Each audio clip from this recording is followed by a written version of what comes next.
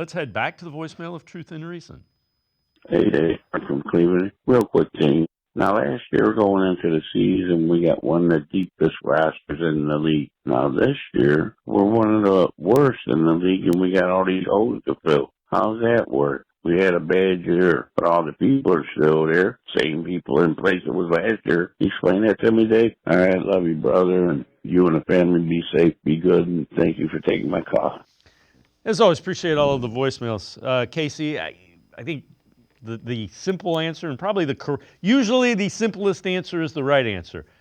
Roster wasn't as good last year as we thought it was preseason, and it wasn't as bad as it played last year during the season. Historically bad quarterback play, and we'll get to that in a minute, is what the problem was. Yeah, and you compound that with the injuries, which the Browns have had terrible luck 2 years in a row. I can't bank on that not continuing for a third year, but if you put that, that's a perfect cocktail for underperforming.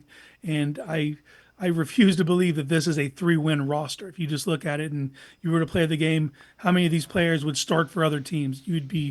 You'd shock yourself of how many players that are on this team would start for other teams, and some of them would start for more than half of the other teams. So that's the kind of way you got to look at this.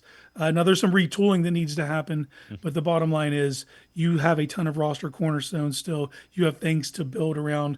Now you need to shift your philosophical thinking to make things fit what you want them to be going forward. But this isn't bereft of talent. There are certain rooms that need revamped, no doubt. And you just look at what the Eagles were able to do, and you look at how they're built, how they're constructed, winning from the trenches outward, and it's because they've never stopped investing in certain position groups, defensive line, offensive line. So that's keep throwing assets at those. You can never have too many of those, and then you need to start building around your skill groups. Now it all falls into place once you get the quarterback, but we're talking about just honestly competent quarterback play. That's the goal right now. Everybody wants to hit a home run. That's good. Just get on base. We need some singles here. We need someone who can keep this thing on the tracks, and then all of a sudden everything else will start to look better.